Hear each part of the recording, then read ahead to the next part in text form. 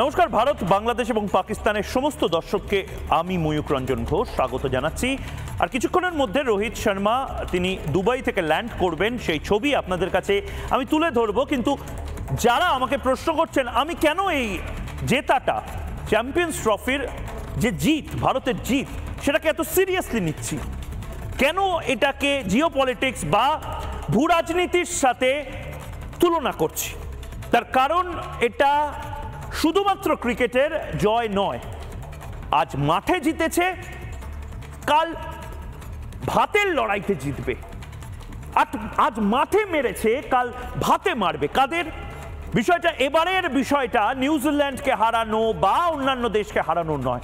এবার champions trophy Bharat যে জিতেছে সেটা দুটো প্রতিবেশীকে বার্তা পাঠানোর জন্য, এবং এই প্রতিবেশীদের বোঝানোর জন্য ভারতের দম, ভারতের দুপাশের দুই দেশ ঘুমোতে পারেনি। নিদারুণ ব্যথা, কি ব্যথা, কি ব্যথা, এ ব্যথা, কি যে ব্যথা। আজ ভারত থেকে ট্রাক ট্রাক মলম পাঠাবো ভেবেছিলাম, লাগিয়ে নেবে, সমঝে যাবে। বাপ বাপ হোতা হে, এটা উপলব্ধি করবে পাকিস্তান এবং বাংলাদেশ। কিন্তু না, এখনো হেরো দেশগুলো পুরোপুরি বুঝতে পারছে না ভারত কি জিনিস। এভাবে হোস্ট কান্ট্রিকে বাইপাস করে অন্য দেশে খেলাকে ট্রান্সফার করে নিয়ে গিয়ে হোস্ট কান্ট্রির কোনো ছায়া না পড়তে দিয়ে সিংহের মতো চ্যাম্পিয়ন হওয়া, একেই বলে নতুন ভারতের দাদাগিরি, যেটা রোহিত শর্মা করে দেখালো, যেটা লাগাতার জিও পলিটিক্স বা ভূ রাজনীতিতে নরেন্দ্র মোদী করে দেখাচ্ছে। পাকিস্তান এবং বাংলাদেশ, পাকিস্তান বাংলাদেশ, ভারতের সামনে শিশু বাচ্চা আছে, লাল্লা আছে। পাকিস্তান একদিকে, অন্যদিকে বাংলাদেশ। ভারত নিজের শর্তে খেললো পুরোটা। পাকিস্তানের অবস্থা, মানে আমার বলতেও খারাপ লাগছে, পাকিস্তানের অতিথি আমার সাথে থাকবেন, কিন্তু পাকিস্তানের অবস্থা এমনই যে বিয়ের নিমন্ত্রণ করলেও বাড়িতে কেউ খেতে আসবে না বলে অন্য পাড়ায় বৌভাত করতে হচ্ছে। আমি আবার বলছি, এটা শুধুমাত্র কোনো ক্রিকেট টুর্নামেন্ট জেতা নয়, এটা ভারতের পেশি শক্তি দেখানোর মঞ্চ ছিল, এটা ভারতের প্রমাণ করার জায়গা ছিল, এটা পাকিস্তান আর বাংলাদেশকে স্পষ্ট বার্তা দেওয়ার জায়গা ছিল। উচ্চিংড়ের মতো তুমি তিরিং বিরিং করতে পারো, মিন মিন মিন মিন করতে পারো, এখানে লাফাবে ওখানে লাফাবে, এই সমস্ত লাফা ঝাপ্পা লম্ফ ঝম্প সে সমস্ত কিছু করতে পারো, কিন্তু বাপ বাপ হতা। জঙ্গিদের কথা না শুনে ভারত বন্ধু হিসেবে থাকো, ভালো থাকবে। ভারত বাংলাদেশের থেকে, পাকিস্তানের থেকে অনেক অনেক অনেক অনেক অনেক বড়, অনেক উপরে। এটা বোঝানোর সময় এসেছিল। ভারতকে খালি পেছন থেকে খুঁচিও না, ভারতকে ক্ষতবিক্ষত করার চেষ্টা করো না। আমরা আগে বলিউড সিনেমায় বলতাম, দুধ মাঙ্গোগে তো ক্ষীর দেঙ্গে, কাশ্মীর মাঙ্গোগে তো চির দেঙ্গে। আজ আমরা আরো এক ধাপে গিয়ে বাংলাদেশ এবং পাকিস্তানের যারা লোকজন রয়েছে, যারা নাগরিক রয়েছে, তাদের বলছি, দুধ মাঙ্গোগে তো দুধ, ডিম, আদা, রসুন, ক্ষীর, পরোটা, ওষুধ সবকিছু দেঙ্গে। কিন্তু ভারত বিরোধিতা করে ভারতকে দুর্বল করার চেষ্টা করলে চিপ দেঙ্গে। পাকিস্তান ফিনিশ। ভারত বিরোধিতা করে পাকিস্তান ফিনিশ। এক টুকরে ভাগ হয়েছিল, এখন 5 টুকরো হওয়ার অপেক্ষা, সময়ের অপেক্ষা। 5 টুকরে পাকিস্তান ভাগ হবে। আর অন্যদিকে বাংলাদেশ বুঝেছে ভারত কি জিনিস। পাকিস্তান ফিনিশ, বাংলাদেশ বুঝছে ভারত কি জিনিস। সমঝে যাও, বাংলাদেশ এবং পাকিস্তানকে বলছি, সমঝে যাও, নয়তো ঠেলা সামলাও। এবং এটা আমি ইন্ডি জোটের পার্টনারদেরও বলবো, এই তৃণমূল কংগ্রেস যারা প্রতি মুহূর্তে পাকিস্তানের দালালি করে মনোবল ভাঙার চেষ্টা করেছে রোহিত শর্মাদেরকে যেভাবে মেন্টাল প্রেশারে রেখেছে এই কংগ্রেস, এই তৃণমূল কংগ্রেস, ভয়ঙ্কর অবস্থা। দুটো দেশ থেকে দুজন, একজন বাংলাদেশি, একজন পাকিস্তানি আমার সাথে উপস্থিত হয়েছেন। জবাব চাই বাংলাতে এই মুহূর্তে গ্লোবাল ডিবেট হবে, এবং এই গ্লোবাল ডিবেটে এই মুহূর্তে আমার সাথে বাংলাদেশ থেকে রয়েছে রকিবুল ইসলাম রিপন, সভাপতি দেশ বাঁচাও মানুষ বাঁচাও আন্দোলন বাংলাদেশ। আমার সাথে রয়েছে সজল ঘোষ, বিজেপি মুখপাত্র কলকাতা থেকে। নরেন্দ্রনাথ মজুমদার, সাধারণ সম্পাদক বিবেকানন্দ গবেষণা কেন্দ্র বাংলাদেশ ঢাকা থেকে রয়েছেন। সুভাষিস ভট্টাচার্য, কংগ্রেস মুখপাত্র ভারতের, এই মুহূর্তে কলকাতা स्टूडियो থেকে রয়েছেন। और जब्बार चौधरी इस वक्त हमारे साथ जुड़ गए हैं कराची से, पाकिस्तान कराची से इस वक्त जब्बार चौधरी सीनियर जर्नलिस्ट हमारे साथ जुड़ गए हैं। আমি প্রথমে রিপন এবং জব্বার ভাই দুজনকে আমি এই মুহূর্তে ফ্রেমে নিতে চাই। এই মুহূর্তে বাংলাদেশ এবং পাকিস্তান এই দুই দেশের দুই হেরো, এক পক্ষ বাংলা বুঝতে পারে অর্থাৎ বাংলাদেশের নাগরিক রিপন ভাই, আরেক পক্ষ বাংলা বুঝতে পারে না বা বুঝতে চায় না বলে উর্দু আরোপ করে দেওয়ার চেষ্টা হয়েছিল। আমি শুরুতে যদি রিপন ভাই আপনার কাছে যাই, রিপন ভাই আপনার মনে হতে পারে বা আপনাদের মনে হতে পারে এটা ক্রিকেটের জয়, আমি তো এটাকে ক্রিকেটের জয় দেখছি না, এটা দাদাগিরি। এবং দাদাগিরিটা কোন লেভেলে যেতে পারে এশিয়া মহাদেশে ভারত উপমহাদেশে সেইটা দেখানোর জায়গা ছিল এবং সেটা ভারত দেখিয়ে দিয়েছে। আপনারা কেন এই ভারত বিদ্বেষ, ভারত বিতর্ক এইগুলো করছেন?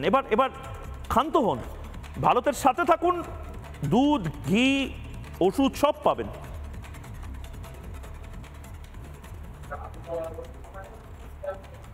শুনতে পাচ্ছি না, বলুন। হ্যালো, হ্যাঁ বলুন। জি, আপনি আমার কথা শুনতে পাচ্ছেন? হ্যাঁ বলুন। হ্যাঁ, ময়ূকদা আপনাকে ধন্যবাদ জানাচ্ছি যে এই মাহে রমজান, এই রমজানের মধ্যেও আপনাকে আমরা সময় দিচ্ছি। বিষয়টা হলো, আপনি কিন্তু বলেছেন যে ভূ রাজনীতির কথা।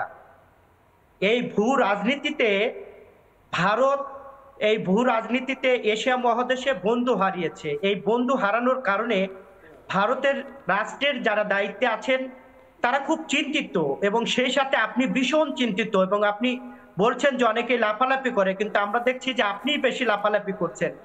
সব বিষয়ে আপনার অনেক চিন্তা, অনেক চিন্তিত, কারণ আপনি ভারতের যারা শাসক গোষ্ঠী আছেন তাদের পক্ষ হয়ে যারা অন্যান্য রাজনীতি করেন তাদের বিপক্ষে কথা বলার চেষ্টা করেন। বাংলাদেশের মানুষ কখনো ভারত বিদ্বেষী নয়, আপনাকে বারবার বলছি, এখনো বলছি। বাংলাদেশের মানুষ পাকিস্তানের দিকে ঝুঁকছিল কেন? বাংলাদেশের হাত জোড় করে ক্ষমা চান না, ভারতের কাছে হাত জোড় করে ক্ষমা চাইলেই হলো। আমি বলে কেন আপনার কাছে ক্ষমা চাবো? আমার কাছে চাইতে হবে না, ভারতের কাছে চান। ভারতকে ক্ষতবিক্ষত করছে যারা, তাদেরকে আপনারা পুষে রেখেছেন কেন? যারা শাসক দল, এই যে গুজরাটের কসাই নরেন্দ্র মোদী, দেখুন আবার আপনার সেম ডায়লগ। আপনি এটা বুঝতে পেরেছেন তো, বাপ হতা হয়, বাপ যে বাপ হয়, বাচ্চারা যে বাপ হয়। আরে ভাই, আপনি দাদা আপনি কথা শোনেন। এই শাসক দল আমাদের ভোটের অধিকার থেকে, গণতন্ত্র থেকে, তার এক দলীয় একটা দলকে পক্ষ নিয়ে একক ব্যক্তিকে তিনি সমর্থন জানিয়েছিলেন, যার কারণে বাংলাদেশের মানুষ সেই শাসক গোষ্ঠীর বিরোধিতা করে, নট ভারতের বিরোধিতা করে। আপনারা ভারত বিদ্বেষ বন্ধ করবেন কি করবেন না, মানে এটা এখন আপনাদের সুর নরম হচ্ছে, আমার ভালো লাগছে।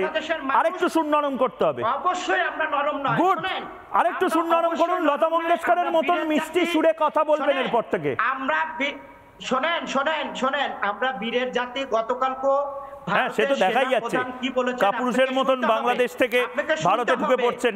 আমরা কখনো কাপুরুষের জাতি না। তাহলে এত অনুপ্রবেশকারীদেরকে পাঠাচ্ছেন কেন? নিয়ে নিন না, এই অনুপ্রবেশকারীদেরকে নিয়ে নিন, অনুপ্রবেশকারীদের নিয়ে নিন। আমরা চাই না বাংলাদেশি অনুপ্রবেশকারী থাকুক, রোহিঙ্গা থাকুক। আপনি আমার কথার মাঝখানে আপনি প্রশ্ন করেছেন, আমি প্রশ্নের উত্তর দেব, কিন্তু আপনি যদি কথা বলতে থাকেন তাহলে তো আমরা কথা বলতে পারবো না। কারণ আমরা তো সময়, আমাদের ধর্ম কর্ম বাদ দিয়ে আপনার সাথে সময় দিয়ে। আমি অনেক ধন্যবাদ জানাচ্ছি আপনাকে, এরকম একটি পরিস্থিতিতে আপনি যুক্ত হয়েছেন। ভারতের যারা শাসক দল আছেন, সেই শাসক দলের অর্থায়নে আপনার চ্যানেলটা চলে এবং আপনার সাংবাদিকতা চলে। ভারত যদি শুভ বুদ্ধির উদয় হতো, বাংলাদেশের সবচেয়ে জাতিসংঘ ঘোষিত একজন খুনি, সেই খুনিকে আশ্রয় প্রশ্রয় দিয়ে বাংলাদেশের বিরুদ্ধে তারা ষড়যন্ত্র করছে। আপনারা শেখ হাসিনাকে ফেরত দেন, ফেরত দিচ্ছেন না কেন? শেখ হাসিনাকে ফেরত দেব না তো, ভারত বিদ্বেষী শেখ হাসিনাকে ফেরত দেব না তো, শেখ হাসিনাকে ফেরত দেব না, কারণ আপনাদের ওই দেশটায় এখন সেই পরিস্থিতি নেই। আপনাদের দেশে 30-32 জন মহিলা ধর্ষিতা হয় এবং সবচেয়ে বড় কথা কি জানেন রিপন ভাই, শেখ হাসিনাকে কেন এখন ফেরত দেওয়া যাবে না? আমি তো মিনমিন করে কথা বলি, আমি ওপেন বলছি, শেখ হাসিনাকে ফেরত দেওয়া যাবে না, যাবে না। মিনমিন করে কথা বলি না দাদা। হ্যাঁ, আমি ওপেন বলছি, শেখ হাসিনাকে ফেরত দেওয়া যাবে না। আপনারা বাংলাদেশের জনগণের সাথে বন্ধুত্ব করেননি, আপনারা একটি শাসক দল যারা খুনি, যারা লুটপাটকারী, তাদের সাথে আপনারা সম্পর্ক করছেন। আর সেই না, কিন্তু আপনাদের ফ্রাস্ট্রেশন বা হতাশা যে হচ্ছে, আপনাদের যে হতাশা হচ্ছে সেইটা তো নিশ্চয়ই আপনারা বুঝতে পারছেন, কারণ যে ব্রেকিং নিউজটা। হতাশা নাই দাদা, আমাদের কোনো হতাশা নয়, কোনো হতাশ না আমরা। আপনি হতাশায় আছেন, আপনি হতাশায়। আমি হতাশায় কেন থাকবো?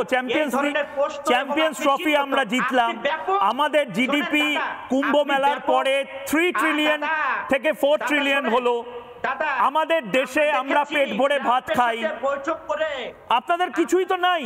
ভারত বিদ্বেষ করে লাভটা কি হচ্ছে? ইউনূস তো আপনাদের কিছু করতে পারছে না, ইলেকশনও করাতে পারছে না। শোনেন দাদা, শোনেন ময়ূকদা, ট্রাম্পের সাথে আপনার মোদী সরকার, প্রধান মোদী, তিনি শেখ হাসিনার পক্ষে ওকালতি করতে যেয়ে ব্যর্থ হয়েছেন।